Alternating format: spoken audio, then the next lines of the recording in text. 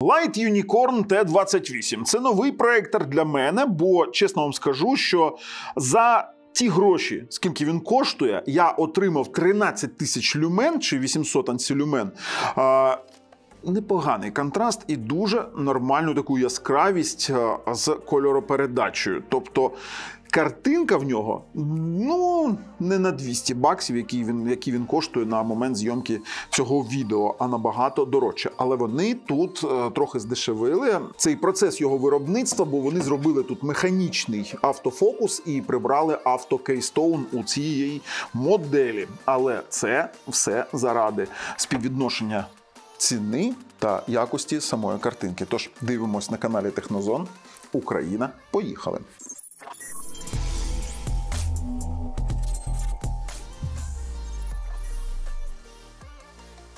Ой-ой-ой! Знаєте, що в нас тут цікавого є? Зараз скажу, що за 200 баксів знайти проектор, наприклад, з двома HDMI, одним USB та ще й з нормальною картинкою практично неможливо. В нас тут є два HDMI, є два USB, є ось такий line-out і аудіо-відео. Звісно, є система охолодження, система кнопки керування і є ось такий, правда, механічний автофокус.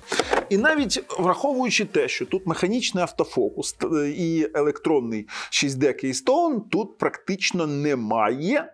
Воно є, але на усіх лінзованих проєкторах є ефекту лінзування. Тобто він такий мінімальний, мініатюрний, що ти практично не бачиш цих там яких розмитих кутів.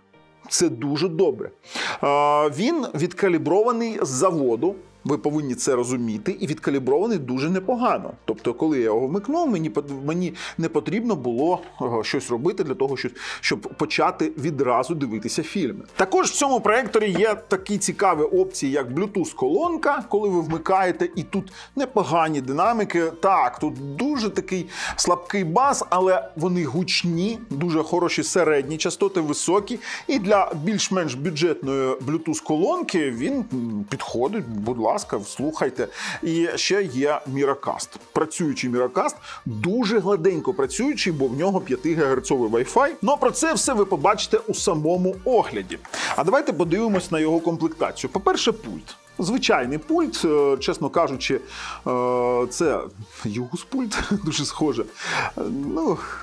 Такий варіант. Югус-пульт, звичайний Югус-пульт. У комплекті в нас ще є ось такий дріт живлення, є аудіо-відео, ось такий перехідник, є HDMI дріт і є гвинт кутів нахилу. Поясню, що це таке. У інших проєкторів це, знаєте, як вони тут кладуть таку шпильку, вона витягається і ви просто змінюєте кут нахилу. Тут ви можете ставити цю штукенцію чи не ставити. Це, до речі, дуже зручно, бо дехто використовує на столі, дивіться, на якійсь поверхні, де цей гвинт не потрібен. А тут ви можете просто поставити цей гвинт і змінювати кути нахилу. Я його, звісно, не використовую. Давайте його приберемо. І ось такий в нас комплект. Більш нічого в нього немає. А зараз ми подивимось, скільки він коштує і що в нас заявляє сам виробник. На момент зйомки цього відео він коштує 207-208 баксів майже. І ви можете купити його навіть з кріпленням для стелі, не знаю для чого. Але це буде коштувати 220.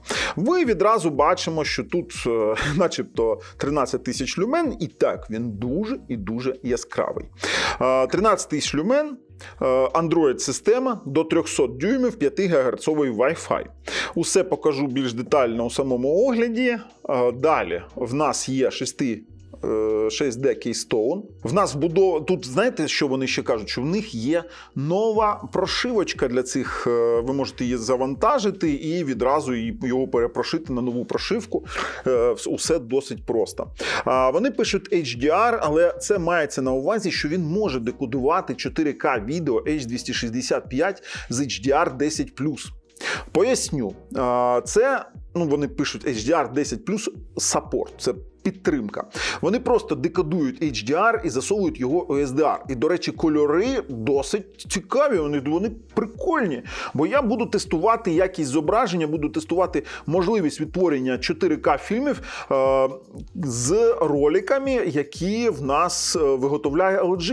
І це саме HDR ролики, 4К, дуже-дуже високобітрейтні, і він з ними впорався. І впорався непогано. Хоча в нього стоїть High-Silicon процесор, 4 ядра по 1 ГГц, і це такий собі слабкий процесор, і цим обумовлена моя рекомендація потім у використанні зовнішнього джерела, такого як TV-бокс, як комп'ютер.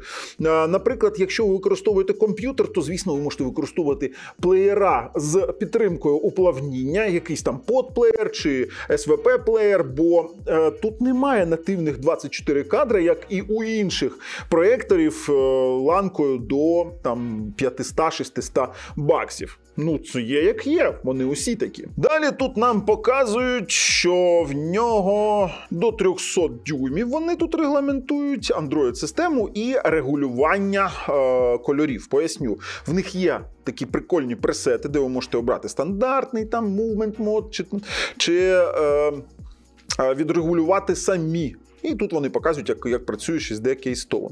Щоб під'єднати Bluetooth-пульт, достатньо вам використовувати домівочку та налаштування оцеї штукенці. У Bluetooth-меню просто зайшли і з'єднали.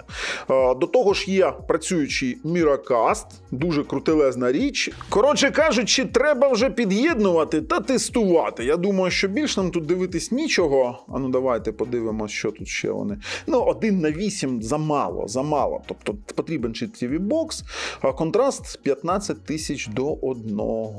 Ну все, під'єднуємо, а потім тестуємо і робимо висновки. А перед цим ви підписуйтесь, будь ласка, на наш канал, натискайте дзвоник, бо ми розвиваємо україномовний контент. І ще посилання на перевіреного продавця лежать у опису під цим відео. Тож, поїхали. Звичайний інтерфейс Android TV. Ну, нічого надзвичайного, бо це лише оболонка, це не сертифікований пристрій і ніякої сертифікації, там, наприклад, Netflix і інших тут немає. До того ж, якщо ми підемо у налаштування, то ми тут побачимо лише деякі налаштування. Це в нас мережа, усе англійською мовою, ми обрали українською, в нас тільки сама оболонка буде українською, але тут усе залишається англійською. Є в нас 5 ГГц Wi-Fi. Можемо керувати джерелами, з яких ми беремо відеосигнал, тобто в нас є 2 HDMI і 1 AV. Можемо тут перемикати мову, але вона не працює, ця штука, повноцінно. Mouse мод – це режим миші, і є в нас режим проекції, це коли ви там обираєте, наприклад, класичний варіант, коли між вами та екраном стоїть проєктор. Це коли в нас є задня проекція на прозорі екрани, коли в нас є фронтальна проекція і в нас є ось така фронтальна перевернута проекція. До того ж, в нас є тут керування верхнім та нижнім трапецоїдом, є в нас 4-крапковий, 4-точечний, не знаю, 4-крапковий Keystone. Електронний, є електронний зум і є в нас обирання співвідношення 4:3 і 16:9. До речі, даний проєктор дуже непогано працює з картинкою. В нього, по-перше, є різноманітні режими, дивіться, і також є Custom Define, де ви можете обрати різноманітні варіанти і налаштувати. Наприклад, яскравість, контраст, сатурацію. Тож тут дозволяє воно трохи калібрувати це зображення, але тут є приємний сюрприз, він відкалібрований із заводу. В нього є керування гучністю і більш нічого тут цікавого для нас у режимі меню немає. Йдемо AIDA 64 для того, щоб подивитись, що ж у нас тут за апаратна частина. І якщо брати систему, то це в нас 2 ГБ на 32, 2 ГБ ОЗУ, ОЗП, а 32 сховища, процесор Cortex Cortex A53 4 ядра по 1 ГГц. Є, до речі, процесор це у нас High Silicon, High 3751. Непоганий процесор, але заслабкий для повноцінного використання у, знаєте, як самостійного пристрою, тому ми рекомендуємо для цього проектору брати зовнішнє джерело, наприклад, там TV-Box, міні-ПК чи інший, чи консоль, бо для фільмів він підходить, бо в нього цікава, дуже класна яскравість і контраст, але для внутрішнього плеєру це не зовсім добре.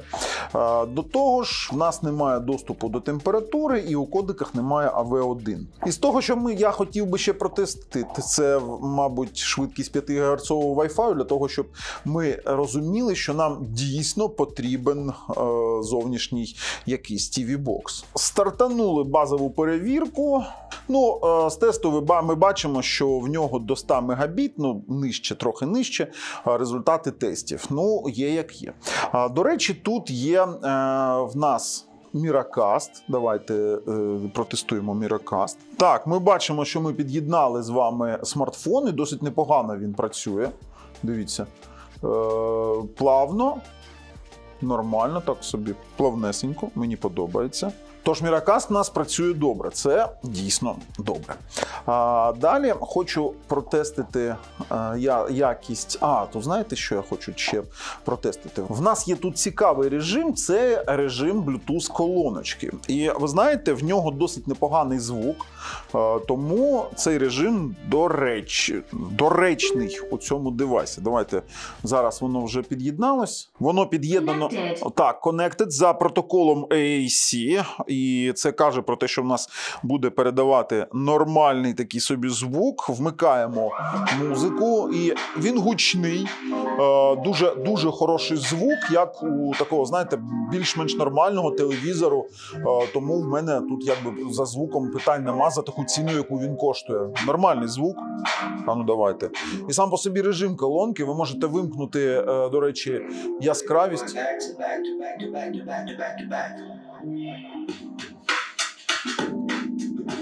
Нормально, да? Нормальний звук.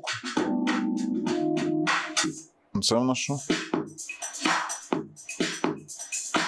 Хотілося б більш басістості, але за таку ціну ми не можемо очікувати чогось більшого. Ні, нормально. Варіант з Bluetooth-колонкою дуже-дуже крутий. А тепер оцінимо якість зображення. Давайте оберемо наш SSD-диск, який ми під'єднали. І спочатку ми тестуємо на наявність чесного 24-кадрового режиму. Фотографуємо з витримкою 1 секунду. Розуміємо, що його немає, ми нічого тут і не очікували. І трохи тестових роликів. Воу! Оце якість зображення, я вам чесно скажу. 13 тисяч люмен – це досить непогано для процесора, і ще й з дуже непоганим контрастом. Непогано, так? Красиво. Просто дійсно красиво показує ці тестові. Це 4К ролики, до речі. Він в нас детектить, що там є AAC звук. Це він 5.1 звук детектить. Але для того, щоб воно програвало 5.1 звук, вам потрібно використовувати VLC-плеєр. Тобто, якщо ви хочете дивитись фільми з 5.1 звуком, без TV-боксу, то вам потрібно використовувати чи MX-плеєр, чи VLC-плеєр.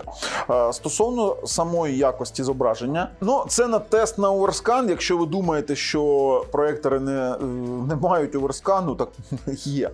Деякі проєктори не показують усе зображення. Далі, по контрасту і яскравості. Яскравість я бачу усі прямокутники, але камера може не передавати усі варіанти. І з контрастом те саме. Контраст я бачу усі прямокутники. Дівчата виглядають природньо. Далі в нас, де в нас кольори? Кольори. Дуже класно відображає кольори, без вкраплень якихось темних п'ятин і дуже чисте зображення. Тож по базовим кольорам, я вам скажу, питань немає. Як немає і питань по градації. Я вам поясню. Справа у тому, що якщо дуже низькоякісний проєктор, то коли ви бачите оцю сіру градацію, то якщо є вкраплення зеленого чи малинового якогось кольору, то це вже не можна брати. Але тут градації, вони чистенькі. Але ви можете бачити ці рівні градації, бо це, звісно, не телевізор, тим паче не 10-бітна версія. Тож тут усе в нас нормально. Хочу вам показати чорний колір. Дивіться, тут дуже класний контраст. Якщо вмикається чорний, дивіться, зараз наступний оп, і все. І ви нічого не бачите. Там є якийсь натяк на те, що там є якесь зображення, але дуже-дуже крутий чорний кольор. До речі, усі градації можна розібрати, він відкалібрований прямо із заводу, і в нього практично немає, тут знаєте що? Ми бачимо усі оці прямокутники, і в них квадрати проявляються, які повинні проявлятися. Тобто його калібрували досить непогано. Яскраво контрастний аналіз, він проходить нормально, я усе бачу.